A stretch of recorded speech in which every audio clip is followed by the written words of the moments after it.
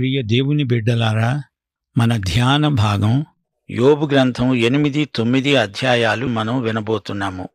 బిల్దదు మాట్లాడుతున్నాడు. ఇతడు మొత్తం 3 ప్రసంగాలు చేస్తాడు. వాటిలో ఇది మొదటిది. షూహీయుడైన బిల్దదు అన్నాడు, ఎంతకాలము నీవిట్టి మాటలు పలుకుతావు యోబు? నీ నోటి మాటలు సుడిగాలి వంటివి అయ్యాయి. దేవుడు న్యాయవిధిని రద్దుపరుస్తాడా? సర్వశక్తుడైన దేవుడు న్యాయాన్ని రద్దుపరుస్తాడా?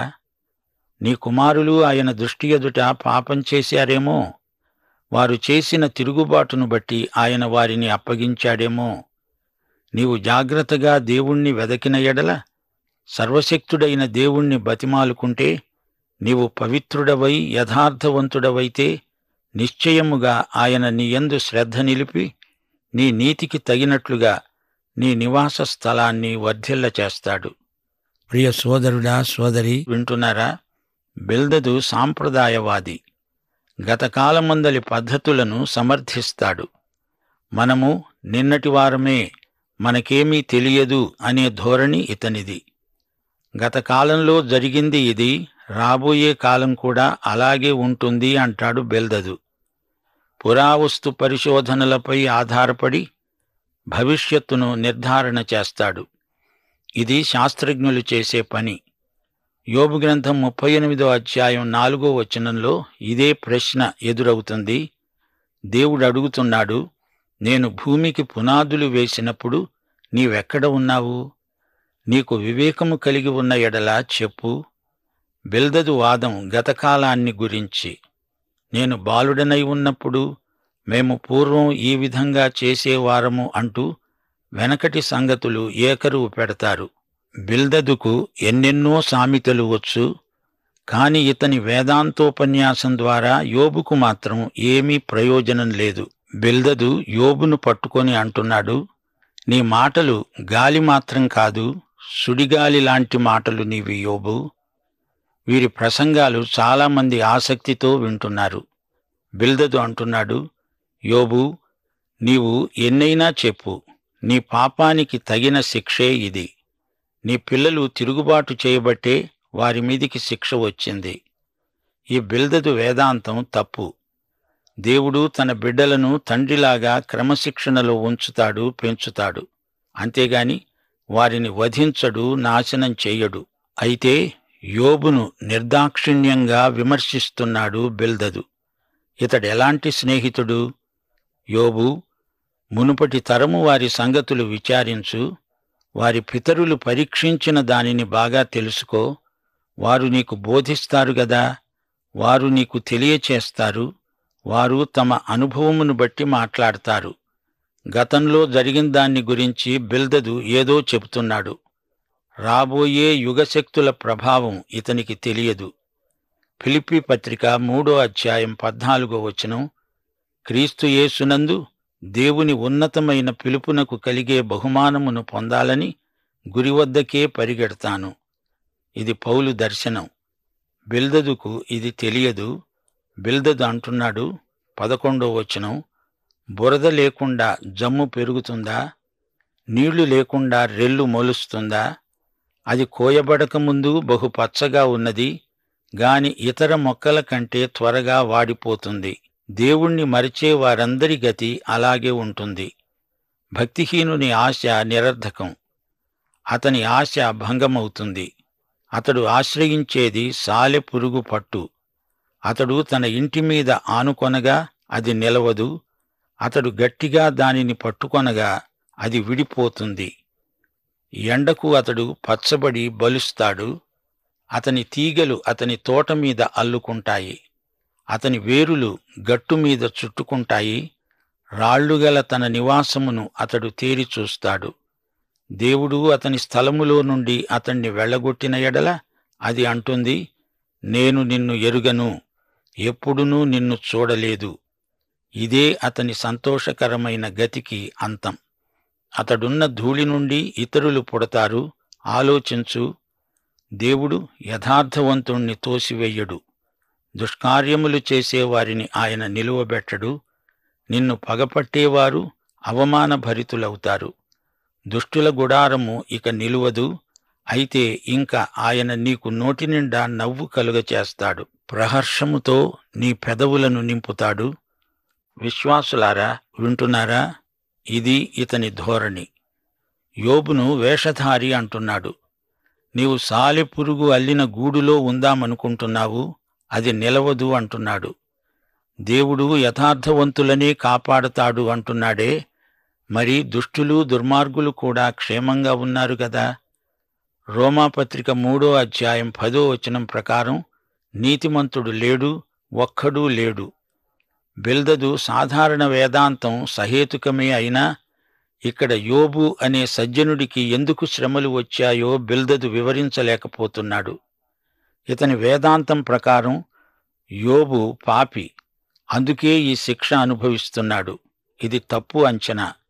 యోబు నమ్ముకున్న దేవుణ్ణి బిల్దదు ఎరుగడు, అందుచేత యోబును కూడా ఎరగడు. ప్రభు అన్నాడు, లోకము నన్ను ఎరుగదు గనుక మిమ్మును కూడా ఎరుగదు. అది అసలు రహస్యం. బిల్దదు సాంప్రదాయవాది.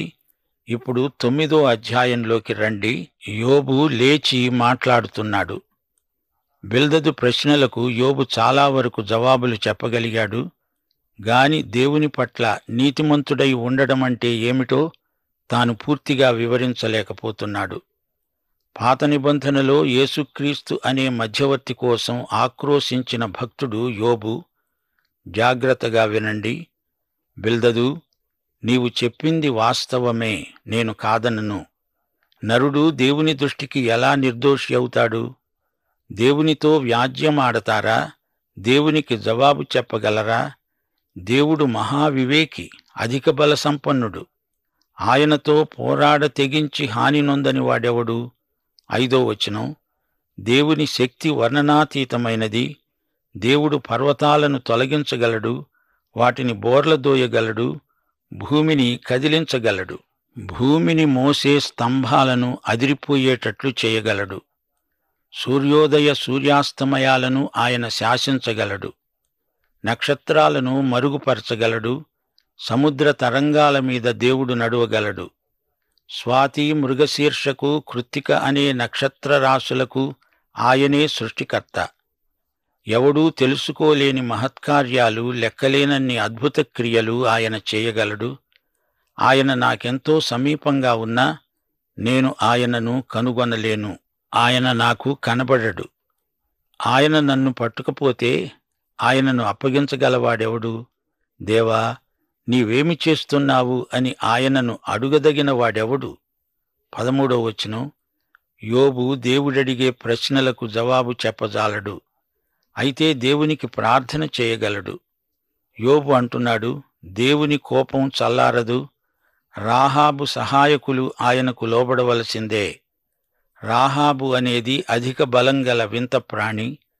దేవునికి ప్రత్యుత్తరమివ్వటానికి నేనేపాటివాణ్ణి? నేను నిర్దోషినే అయినా ఆయనకు ప్రత్యుత్తరం చెప్పజాలను. న్యాయకర్త అని నేనాయనను బతిమాలుకుంటాను, ప్రార్థిస్తాను. 16వ వచనం, యోబుకు అర్థం కావటం లేదు. దేవుడు నిజంగా ప్రార్థనకు జవాబిస్తాడా? నేను మొర్రపెట్టినప్పుడు ఆయన నాకు ఉత్తరమిచ్చినా ఆయన నా మాట ఆలకించాడని నేను నమ్మజాలను. 17వ వచనం, యోబు దేవుని మీద నిష్ఠురాలు పలుకుతున్నాడు. తనకెందుకీ దురవస్థ? ఆయన ఆలకింపక పెనుగాలి చేత నన్ను నలగగొడుతున్నాడు. నిర్నిమిత్తంగా నా గాయాలను విస్తరింపచేస్తున్నాడు. ఆయన నన్ను ఊపిరి పీల్చుకోనియ్యడు. చేదైన వాటిని నాకు తినిపిస్తాడు. 19వ వచనం నుండి, తనకు అన్యాయం జరిగిందని, తన నిస్సహాయ స్థితిలో తనను ఎవరూ పట్టించుకోవటం లేదని వాపోతున్నాడు యోబు. బలవంతుల శక్తిని గురించి వాదము కలుగగా నేనే ఉన్నాను అంటాడాయన. న్యాయవిధిని గురించి వాదము కలుగగా ప్రతివాదిగా నుండ తెగించేవాడెవడు అంటాడాయన. నా వ్యాజ్యం న్యాయమైన, నా మాటలు నా మీద నేరం మోపుతాయి. నేను యథార్థవంతుణ్ణే అయినా దోషి అని ఆయన నన్ను నిరూపిస్తాడు. నేను యథార్థవంతుణ్ణే అయినా నాయందు నాకిష్టం లేదు. నేను నా ప్రాణాన్ని తృణీకరిస్తున్నాను. 22వ వచనం, దేవునికి తన మీద దయలేదని, దేవుడు దుర్మార్గులకే సాయం చేస్తున్నాడని యోబు సణుగుతున్నాడు. దేవుడు ఏది చేసినా ఒకటే. యథార్థవంతులనేమి దుష్టులనేమి భేదము లేకుండా ఆయన అందరినీ నశింపచేస్తున్నాడని నేను వాదిస్తున్నాను. సమూల ధ్వంసము ఆకస్మికముగా కలిగి నాశనము చేయగా నిర్దోషుల ఆపదను చూచి ఆయన హాస్యం చేస్తాడు. భూమి దుష్టుల చేతికి అప్పగించబడి ఉన్నది. వారి న్యాయాధిపతులు మంచి చెడ్డలు గుర్తించలేకుండా ఆయనే చేస్తాడు. ఆయనగాక ఇవి అన్నీ జరిగించేవాడు మరి ఎవడు? 25వ వచనం. దేవుణ్ణి గురించి నిష్ఠురాలు మాట్లాడుతున్నాడు యోబు. పరుగు మీద పొయ్యేవాని కంటే నా దినాలు త్వరగా గతిస్తున్నాయి. క్షేమము లేకుండానే అవి గతించిపోతున్నాయి. రెల్లు పడవలు దాటిపోయేటట్లు అవి జరిగిపోతాయి. ఎరమీదికి విసురున దిగే పక్షిరాజు వలె అవి త్వరపడిపోతాయి. నా శ్రమను మరచిపోతానని, దుఃఖముఖుడనై ఉండడం మాని సంతోషంగా ఉంటానని నేననుకున్నానా? నా సమస్త బాధలకు భయపడి వణుకుతున్నాను. నీవు నన్ను నిర్దోషిగా ఎంచవనే సంగతి నేను నిశ్చయంగా ఎరిగి ఉన్నాను. నన్ను దోషిగా ఎంచవలసి వచ్చింది గదా, నాకీ వ్యర్థ ప్రయాసమెందుకు? నేను హిమముతో నన్ను నేను కడుక్కున్నా, సబ్బుతో నా చేతులు కడుక్కున్నా, నీవు నన్ను గోతిలో ముంచుతావు. అప్పుడు నేను నా స్వంత వస్త్రాలకై అసహ్యుణ్ణి అవుతాను. 32వ వచనం నుండి యోబు తనకు దేవునికి మధ్యవర్తి ఒకడు ఉంటే ఎంత బావుండు అనుకుంటున్నాడు. తాను దేవునికి ఏమి చెప్పుకుందామన్నా మధ్యవర్తి ఏడి? ఆయన నావలే నరుడు కాడు. నేను ఆయనతో వ్యాజ్యమాడజాలను. మేము కలిసి న్యాయ విమర్శకు పోలేము. మా ఇద్దరి మీద చెయ్యి ఉంచదగిన మధ్యవర్తి మాకు లేడు. ఆయన తన దండమును నా మీది నుండి తీసివెయ్యాలి. నేను భ్రమసిపోకుండా ఆయన తన భయంకర మాహాత్మ్యమును నాకు కనబరచకుండా ఉండాలి. అప్పుడు ఆయనకు భయపడక నేను మాట్లాడతాను. ఏలయనగా నేను అట్టివాడను కాననుకుంటున్నాను. విశ్వాసులారా, గ్రహించండి. నీతిమంతుడెవరు? ఒక మనిషి ఎలా నీతిమంతుడవుతాడు? ఈ విషయం అతనికి అంతుచిక్కటం లేదు. యోబుకు సువార్త కావాలి. అతడు సువార్త వినాలి. దేవుడు తనకెంతో దూరంగా ఉన్నట్లు యోబుకు అనిపిస్తున్నది. దేవుని సమీప సన్నిధిని గురించిన చైతన్యం యోబుకు కలగటం లేదు. యోబు కంగారు పడిపోతున్నాడు. రోమాపత్రిక 7వ అధ్యాయం 18వ వచనంలో పౌలు అన్నాడు, నాయందు అనగా నా శరీరమందు మంచిది ఏదీ నివసింపదని నేనెరుగుదును. అయితే ఆత్మ నింపుదల ద్వారా క్రీస్తునందు నీలో మంచితనం ప్రవర్తిల్లుతుంది. ఆ సంగతి యోబుకు తెలియదు. అతడు శిలువకు అవతలి వైపున ఉన్నాడు. దేవునికి నేను జవాబు చెప్పలేను అంటున్నాడు యోబు. మనకిప్పుడు యేసుక్రీస్తు అనే ఉత్తరవాది మధ్యవర్తి ఉన్నాడు. దేవునికి స్తోత్రం. దేవుడొక్కడే. దేవునికి మనుష్యులకు మధ్యవర్తి ఒక్కడే. ఆయనే యేసుక్రీస్తు అనే నరుడు. యేసు పాపరహితుడైన మానవుడు. ఆయన శిలువ మీద మానవులందరి కోసమై చనిపోయాడు. తన రక్తం కార్చాడు. యేసు మానవులకు ఏకైక రక్షకుడు.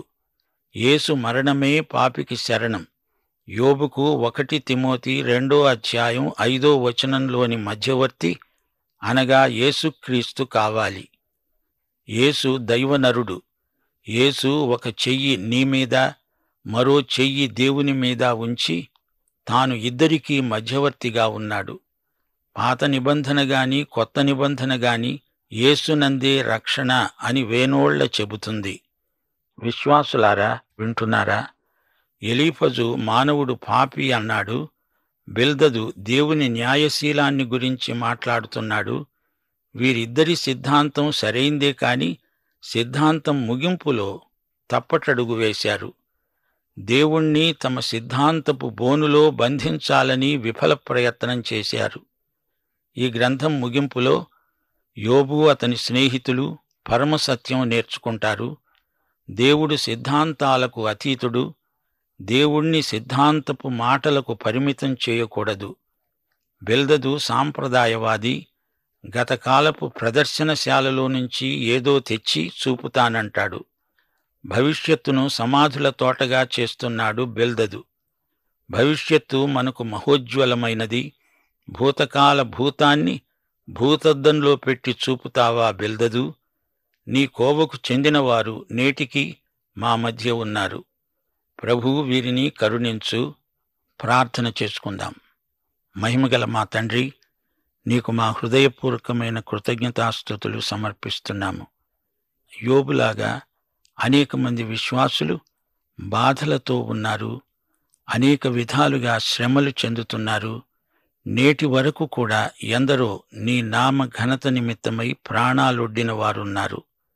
వారందరికీ కావలసిన శాంతి, వారందరికీ కావలసిన బలము, ఆధ్యాత్మిక స్తోమత కలిగించడానికి, వారితో సంప్రదించడానికి నీవు నీ సేవకులను లేపుమని, సంప్రదింపుల ద్వారా మాత్రమే కాక ప్రార్థన ద్వారా అనేకులకు సహాయము చేయగలిగిన దైవ సేవకులు ఈ రోజున మాకు అవసరం. అట్టి వారిని నీవు విరివిగా వాడుకొనుమని, మహిమ పొందుమని, సంఘ క్షేమాభివృద్ధి నిమిత్తమై పాటుపడుతున్న బిడ్డలనందరినీ, సువార్తికులను ఇంకను బలపరచుమని, సువార్త సేవలో అధిక విజయము సాధించి మంచి పంట కోయగలిగే అద్భుతమైన కృప నేటి సంఘానికి నీవు దయచేయాలని వేడుకుంటూ యేసుక్రీస్తు వారి దివ్యనామమున ప్రార్థన చేస్తున్నాము తండ్రి. ఆమేన్.